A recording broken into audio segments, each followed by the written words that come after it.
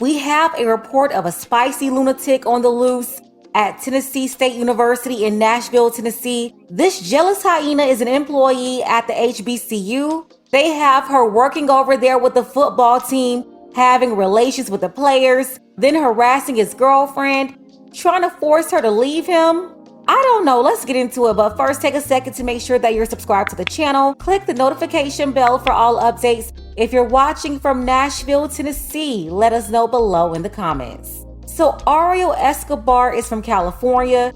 She went to school at San Jose State University. Here's her post promoting herself on LinkedIn. She wrote, "I'm a part of the amazing team at Tennessee State Football. I currently serve as the Director of Football Operations and on-campus recruiting director. I hope to continue working in collegiate football or the NFL in the operations, recruiting, or player engagement role. My passion for football can be traced back to high school, where I took the offensive and defensive statistics all 4 years of high school. What makes me so interested in football? Football allows me to be a part of the family that comes with being a part of a team while using my skills of organization, public speaking, leadership, and decision making." Interesting. This is Ariel's second season at Tennessee State University. Before working for TSU, she completed an internship with the Chicago Bears training camp, and during college, she worked for her college football team that was at San Jose State University. So obviously we have a young woman here very interested in having a career in the NFL or college football, and I think her dream of working in football should end right now. No football team anywhere should hire this woman to do anything, and you'll see why in a second. Ariel started sleeping with one of the players at TSU. That student's name is Devon Starling. Devon is from Antioch, Tennessee. He came from a decent family, his mother and father very involved. Ended up transferring to TSU, where he's a running back. That's where he met Ariel. He was a player for the team, and she's an employee. According to Ariel, she was having relations with him and got upset that he wouldn't tell his girlfriend about her. In the early hours of December 3rd, 2022, Ariel saw his girlfriend's car parked at his apartment complex. She scratched up the young woman's car, vandalized it using ketchup, squirting it all over the vehicle. Then she saw Devon in his car with his girlfriend. Ariel started following them. He kept circling around his apartment complex and she kept trolling behind them. Devon called the police, told them that Ariel was following them. Then at some point he pulled over and parked his car. Ariel blocked his car in and then rammed into it twice. This is all while Devon and his girlfriend sat in the car waiting for the police to come. After she intentionally rammed his car twice, in a jealous rage, Ariel drove off and left the scene. Devon told police that he had video of her ramming into his car, and then she later returned to his complex again. That's when police on the scene arrested her. Ariel was released on a $7,000 bond, and she's due back in court on January 9th. When police questioned her on why she did what she did, she said she was upset because she wanted Devon to tell his girlfriend that they had relations. And yes, she's absolutely nuts. That's your excuse for damaging that woman's car and also ramming into his car? She's crazy. Now, Tennessee State is aware of her arrest, but they are not commenting on the situation. They released a short statement saying TSU is unable to comment on specific personnel matters or matters potentially implicating student privacy laws. We will have no further comment at this time. First off, the local news in Nashville could care less about this story. It's like it didn't even happen. We all know if it had been Devon who rammed his car into Ariel's car, this would have been handled totally different. You know, the media will be running updates around the clock on this, forcing Tennessee State to comment specifically on this incident and pressuring them to get rid of him. None of that is happening to Ariel. They haven't even suspended her. And as we see time and time again, justice isn't so swift when it comes to females like Ariel. They have to be extra careful and handle her with kids' gloves.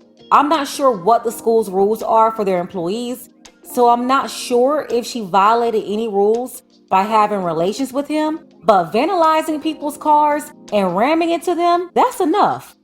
All I can say is moving forward, no college football team or NFL team should ever hire this woman at all. I'm sorry. This right here should disqualify her from ever working in men's sports at all. I just don't understand how we keep finding these wild rebels, these females, working in men's organizations when they really shouldn't be there anyway. A lot of these 304s are only there to have inside access to the football players.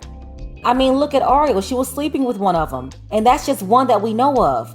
And these coaches, they're going to have more conversations and let these guys know, don't ruin your lives over these women.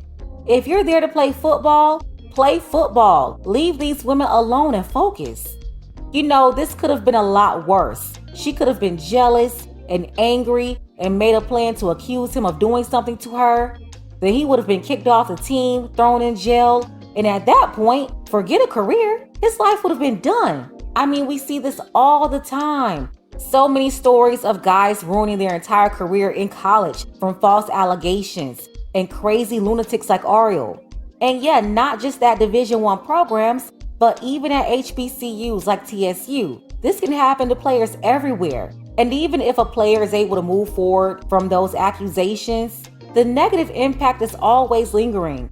It's a blemish on their record. Anything they do in life, anything they accomplish, the media will always bring it up. So that's why Ariel, her future at the NFL or in college football, that should be over with. It should be destroyed. And not only do you have the players who have to watch out, but the coaches too. These women are running around destroying them. The whole Ime Udoka situation.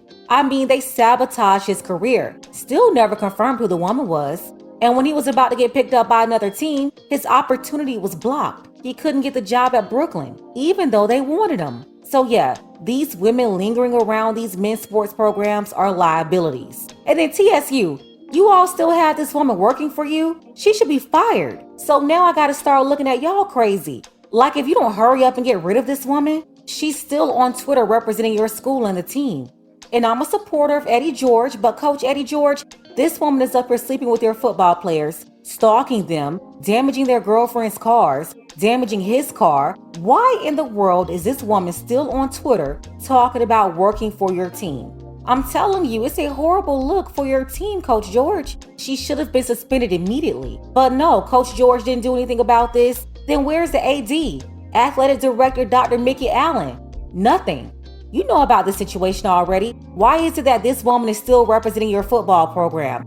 She's still talking to your recruits. It's just crazy. Why are they not handling this situation? And honestly, it should have been handled by Coach George and the athletic director together. But since they haven't handled this correctly, Dr. Glover, that's the president of TSU, get this woman away from your campus.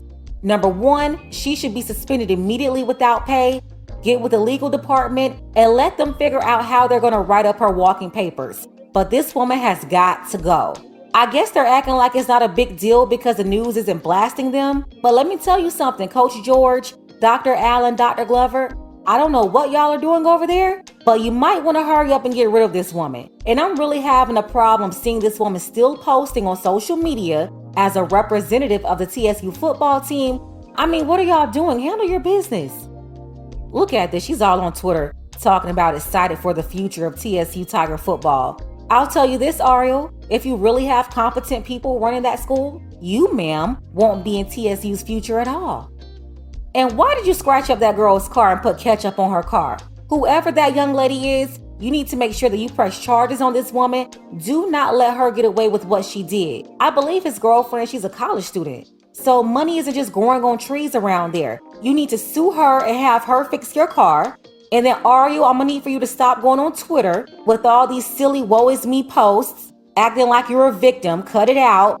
Fix this girlfriend's car. Same thing for Devon. Don't let this 304 get off. She could easily do this to another player. Devon, please cooperate, press charges, and make sure you also sue her for damaging your vehicle because what she did, it wasn't right. And you know, just because no one is talking about it, it doesn't mean that it's not a serious situation. That was a very dangerous situation, and there's no telling what that woman could have done to y'all.